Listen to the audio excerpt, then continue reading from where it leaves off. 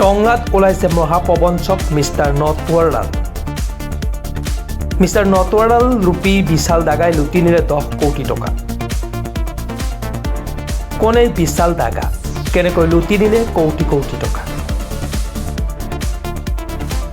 প্ৰায় 25 বছৰীয়া বয়সৰ মাৰোৱাৰী সম্প্ৰদায়ৰ এই যুৱকজন স্থানীয় থলুৱা চুপাৰী বেপাৰীৰ পৰা প্ৰায় 10 কোটিৰ চুপাৰীলৈ ৰহস্যজনকভাৱে পলায়ন কৰাত ব্যাপক চাঞ্চল্যৰ সৃষ্টি হৈছে টংলা চহৰত।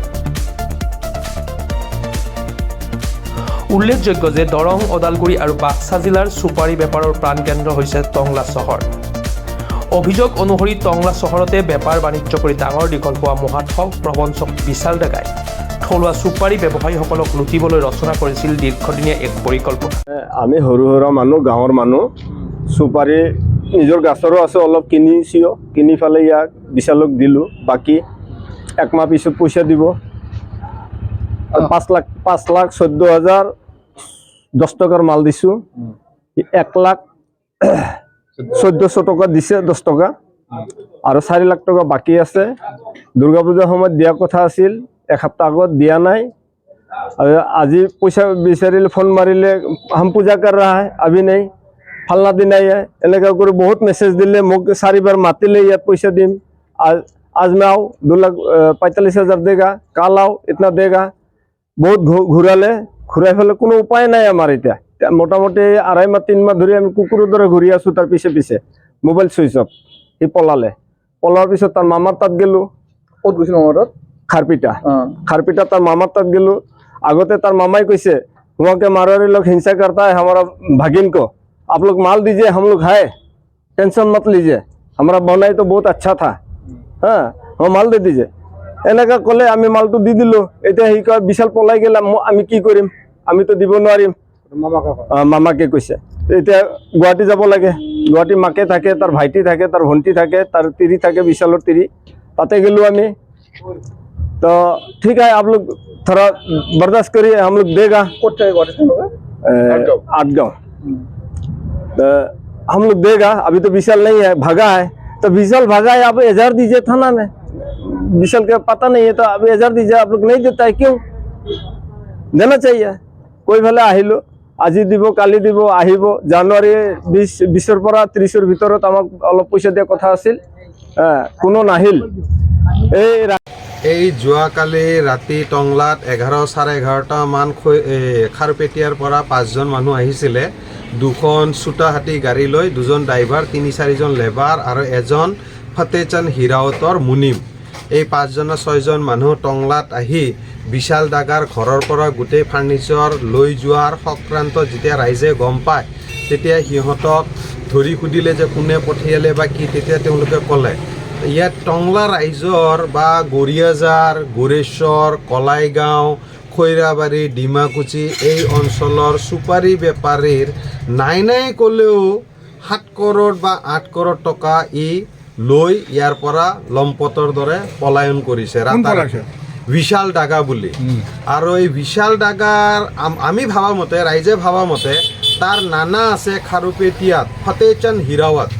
তেওঁৰ মাৰ্গদৰ্শনত বা তেওঁৰ ষড়যন্ত্ৰৰ এই ঘটনাটো ঘটিত কৰা হৈছে। কাৰণ ফতেচান্দ হিৰাৱতে নিজৰ জীৱনত 2বাৰ নে 3বাৰ গণেশ উল্টাইছে। মানে ৰাইজৰ টকা লৈ নাই বুলি ডিক্লেয়াৰ দি একদম নীলাজৰ দৰে বহি, তাৰপিছত আকৌ কাৰোবাক ছেটেলমেণ্ট কৰি 10-20% কৰি দি পেলাই ছেটেলমেণ্ট কৰি তেনেকৈ 3বাৰ তেওঁ কৰিলে।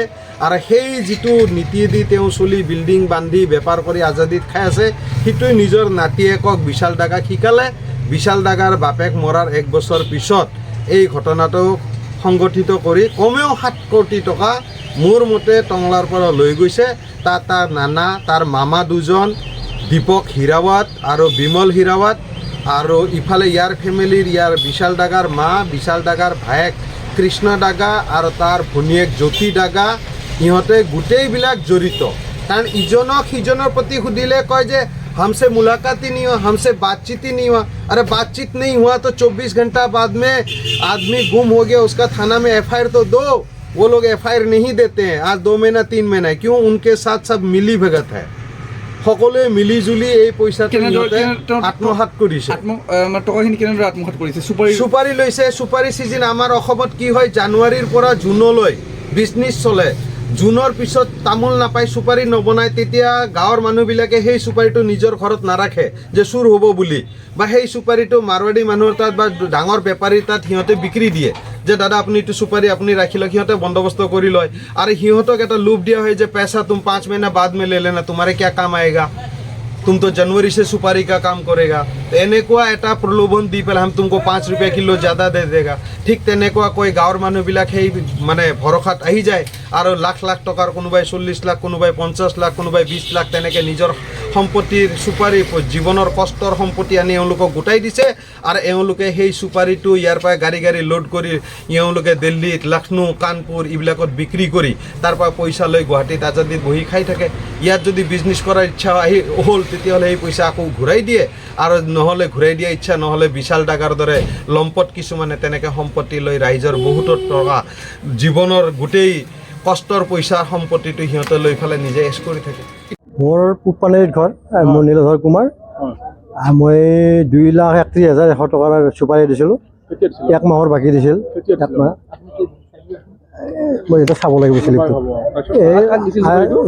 বিশাল ডাগা মাল দিছিলোঁ। 1 মাহ পিছতে পইচাটো পেড কৰিম বুলি কৈছিল। তাৰপিছত মই পইচা নিব আহোঁ, মানুহে নোহোৱা হৈ থাকিল। ফোন কৰিলেও switch off, mobile switch of, তাৰ চিম টিম ওলাই দিছে নেকি, ইমানেই কথা আৰু। এতিয়া আপোনালোকৰ নিচিনা ক্ষুদ্ৰ ব্যৱসায়ী বা ক্ষুদ্ৰ পৰিয়ালৰ কিমানমান মানুহ আপুনি শুনিছে? 26-27জন মানুহ পালোঁ আমি লিষ্টত নাম। কিমানমান টকা হ'ব? 3 কৰোৰৰ ওপৰত হ'ব নেকি, কম নহ'ব এতিয়া আজি লিষ্টমতে। আৰু কোনোবা অহাই নাই, এইবিলাকতো আছে।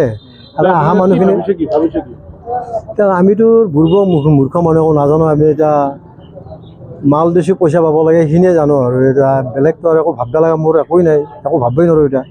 যিহেতুকে মানুহজনেই নাই, তাৰ লগত কথাই পাতিব পৰা নাই, চুইচ অফ। সৰু ভায়েকে আৰু মাকে মাজতে 1.5 মাহ 2 মাহ আগত আহি গ'ল। তেওঁলোক দুজনে আহি পেলাই কৈ গ'ল যে আমি নেক্সট সপ্তাহৰ পৰা, সোমবাৰৰ পৰা অলপ চবকে দি আছোঁ বুলি কৈ গ'ল। সেই যি গ'ল আৰু আজিলৈকে 2 মাহৰ বেছি হ'ল, অহা নাই। ওদালগুৰিৰ পৰা চিন্ময় ডেকাৰ প্ৰতিবেদন, ক্ৰাটক 10 ডিজিটেল।